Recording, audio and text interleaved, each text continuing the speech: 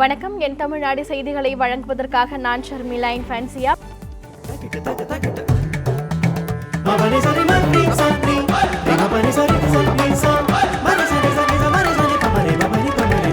என் தமிழ்நாடு. அத்திக்கடவு அவிநாசி திட்டத்திற்கு பட்ஜெட்டில் 250 கோடி ரூபாய் ஒதுக்கியதை அடுத்து அவிநாசியில் பட்டாசு வெடித்தும் இனிப்புகளை வழங்கியும் அத்திக்கடவு அவிநாசி போராட்டக் குழுவினர் கொண்டாட்டத்தில் ஈடுபட்டனர்.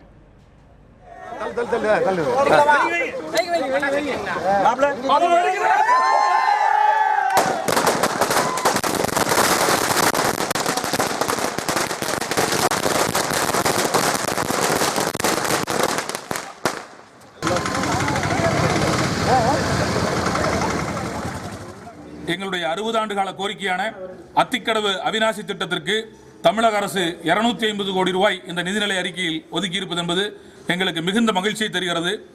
போராட்டக் குழுவின் சார்பிலே தமிழக அரசுக்கு எங்களுடைய மனமார்ந்த நன்றியை தெரிவித்துக் கொள்கின்றோம். இதேபோன்று இந்த திட்டத்தை இந்த பகுதியினுடைய நிலை கருதி இந்த ஆண்டுக்குள்ளேயே இந்த திட்டத்தை செயல்படுத்துவதில் அரசு முனைப்பாக இருக்க வேண்டும் என்றும் இந்த நேரத்தில் ஒரு கோரிக்கையை முன்வைத்துக் கொள்கிறோம்.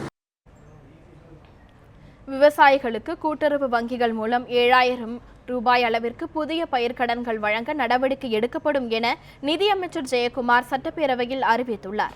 தமிழக பட்ஜெட் தாக்கலின் போது வேளாண்மை தொடர்பான அறிவிப்புகளை வெளியிட்டார். அதில் நுண்ணுயிர் பாசன திட்டத்தின் கீழ் 1 லட்சம் ஏக்கரில் கரும்பு மற்றும் தோட்டக்கலை பயிர்கள் சாகுபடி கூடுதலாக கொண்டு வரப்படும் என தெரிவித்தார்.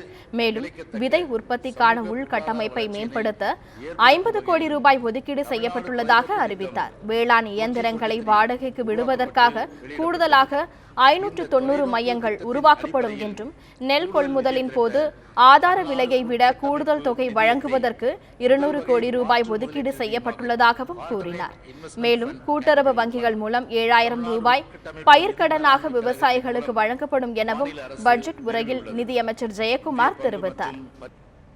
தமிழக பட்ஜெட் மிகுந்த ஏமாற்றத்தையும் குறைந்த வரவேற்பையும் பெற்ற பட்ஜெட்டாக இருப்பதாக தமிழக அனைத்து விவசாய சங்கத்தின் ஒருங்கிணைப்பாளர் PR பாண்டியன் தெரிவித்துள்ளார். சென்னையில் செய்தியாளர்களை சந்தித்த அவர் தமிழக விவசாய பிரச்சினைகள், நதிநீர் பிரச்சினைகளை தீர்ப்பதற்கான கொள்கை முடிவுகள் எதுவும் நிதிநிலை அறிக்கையை இல்லாதது வருத்தம் அளிக்கும் வகையில் உள்ளதாக அவர் கூறினார்.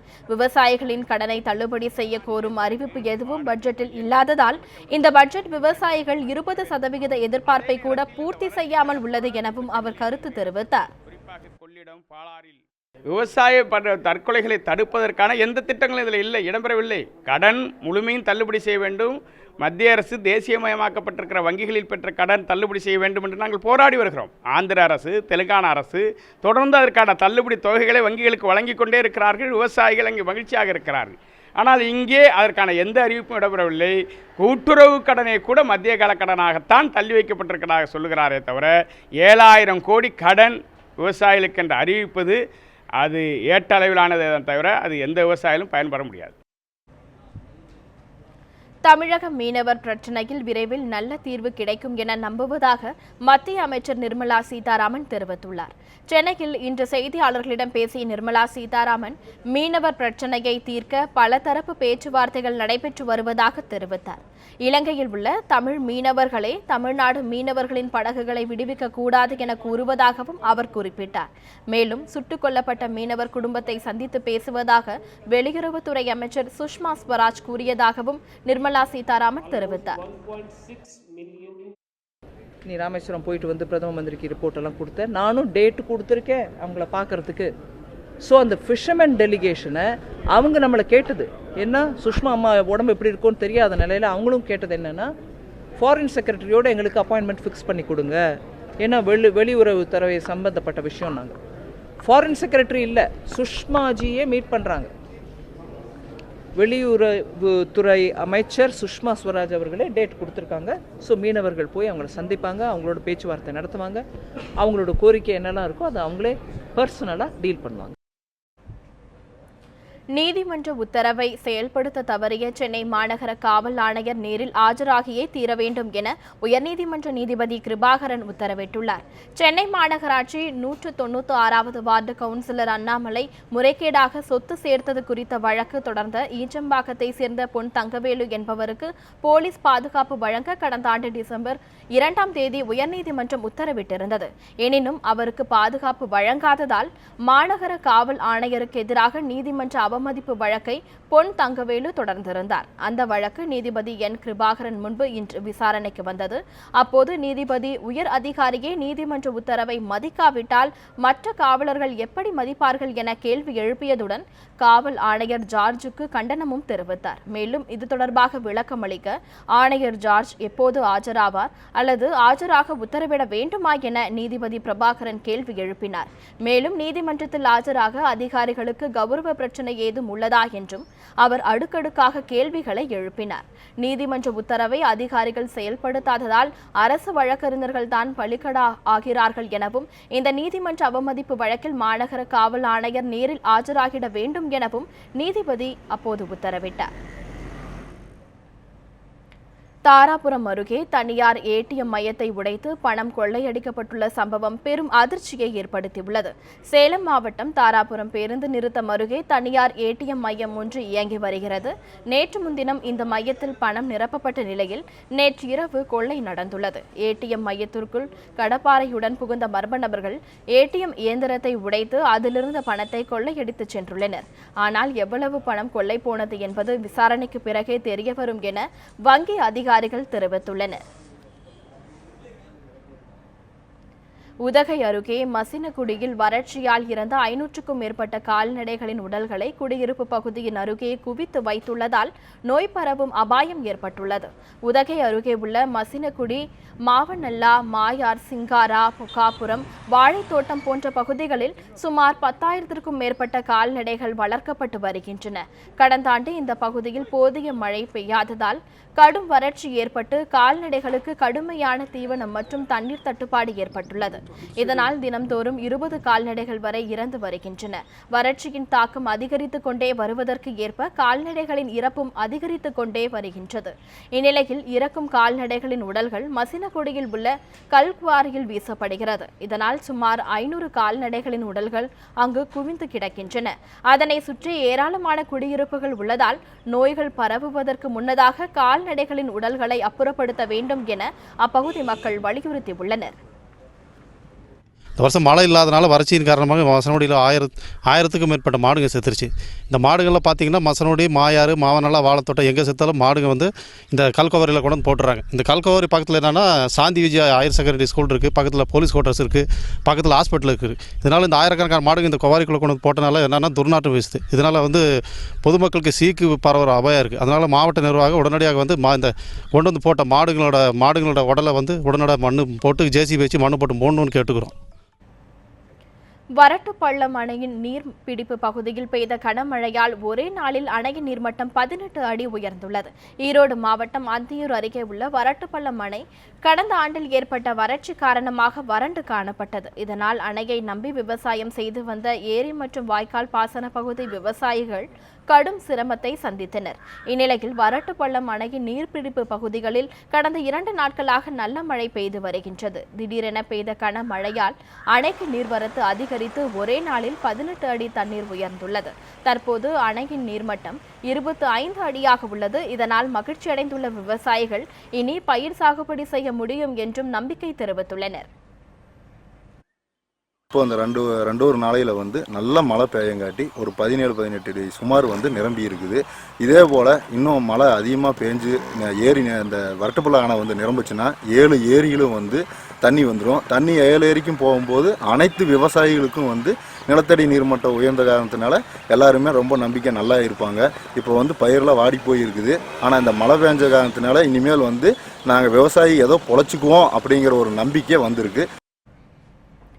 மேற்கு தொடர்ச்சி மலைப்பகுதியில் பெய்து வரும் கனமழையால் காய்ந்து போன வனப்பகுதிகளில் பசுமை திரும்பி வருகின்றது. மேட்டுப்பாளையம் மேற்கு தொடர்ச்சி மலையடிவாரத்தில் உள்ள வனப்பகுதியில் கடந்த 2 ஆண்டுகளாக கடும் வறட்சி நிலவியது. இதனால் யானை, புலி, சிறுத்தை, கரடி, காட்டெருமை, மான்கள் ஆகியவை தண்ணீர் இன்றி தவித்தன. இதனிடையே கடந்த சில நாட்களாக இந்த பகுதியில் இரவு நேரங்களில் கனமழை பெய்து வருகின்றது. இதனால் மேற்கு தொடர்ச்சி மலையில் பசுமை திரும்புவதோடு வனப்பகுதிகளில் உள்ள நீரோடைகள் மற்றும் குளங்கள் நிரம்பி வருகின்றன. இதனை அடுத்து வன விலங்குகள் கூட்டம் கூட்டமாக வந்து தண்ணீர் அருந்தி செல்கின்றன. இதனால் காட்டுத்தீ ஏற்படுவது குறையும் என்றும் வன ஆர்வலர்கள் தெரிவித்துள்ளனர். இப்போ 2 நாளாக வந்து காட்டில் நல்ல மழை பெஞ்சிருக்கு. அதனால் காட்டில் இருக்கிற நீர்நிலைகள் குளம் குட்டைகள்லாம் நிறைஞ்சிருக்கு. வனவிலங்குகள் வந்து அதில் தான் நீர் குடிக்குது. ஃபாரஸ்ட் டிபார்ட்மெண்ட்டில் செயற்கையாக தொட்டி கட்டியிருந்தாங்க. தொட்டி கட்டி அதில் தான் வந்து விலங்குகள்லாம் தண்ணி குடிச்சிட்டு இருந்துச்சு. இப்போ மழை பெஞ்சங்காட்டி அந்த நீர்நிலையில் வந்து தொட்டியில் வந்து தண்ணி விடாமல் இருக்கக்கூடாது. இவங்க எப்பவும் போல் தண்ணி நிறச்சி வைக்கணும். அப்போ தான் வந்து வனவிலங்குகள் வந்து ஊருக்குள்ளே வராமல் இருக்குது. இப்போ தான் வனம் கொஞ்சம் செழிப்பாக இருக்குது. அதனால் வந்து காட்டுத்தீ இந்த மாதிரிலாம் எதுவுமே பரவாமல் இருக்குது. எடப்பாடி அருகே புதிய டாஸ்மாக் கடை அமைப்பதற்கு எதிர்ப்பு தெரிவித்து பொதுமக்கள் சாலை மறியல் போராட்டத்தில் ஈடுபட்டனர்.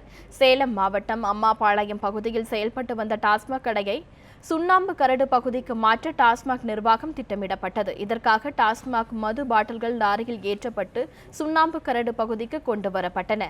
இதனை அறிந்த சுண்ணாம்பு கரடு பகுதி மக்கள் லாரியில் இருந்து மது பாட்டில்களை இறக்க விடாமல் போராட்டத்தில் ஈடுபட்டனர். மேலும் கடைக்கு எதிர்ப்பு தெரிவித்து சாலை மறியல் போராட்டத்திலும் ஈடுபட்டனர்.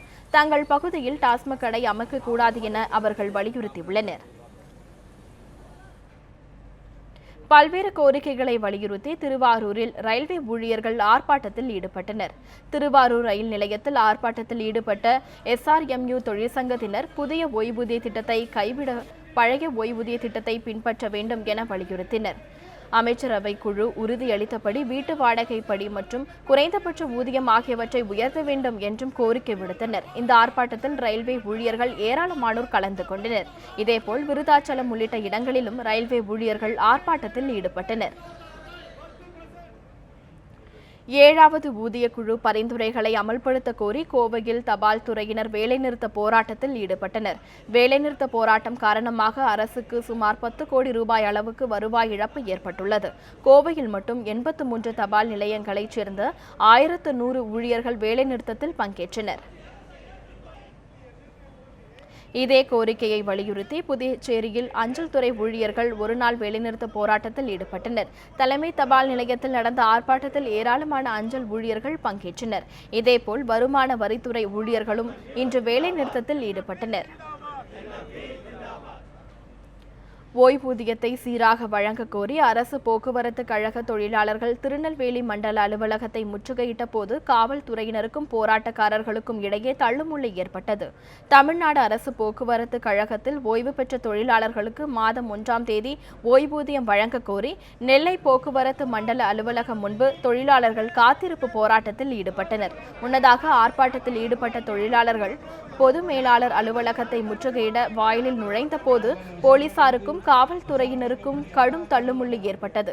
இதனையடுத்து பொது மேலாளர் அலுவலக நுழைவு வாயில் முழுவதுமாக அடைக்கப்பட்டதால் பணிக்கு வந்தவர்கள் கடும் சிரமத்திற்கு ஆளாகினர்.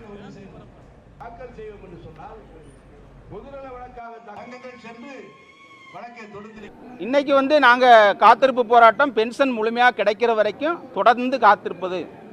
அது ஒரு நாள் அல்ல 2 நாள் அல்ல, தொடர்ச்சியாக காத்திருப்போம்னு சொல்லி முடிவு பண்ணியிருக்கோம். இது மாநில அளவில் எல்லா போக்குவரத்து கழகங்கள்லையும் இது நடைபெறுது.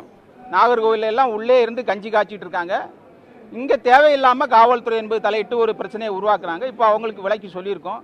இந்த போராட்டம் என்பது. இத்துடன் என் தமிழ்நாடு செய்திகள் நிறைவடைகின்றன. அண்மை செய்திகளுக்கு இணைந்திருங்கள் News7 தமிழுடன்.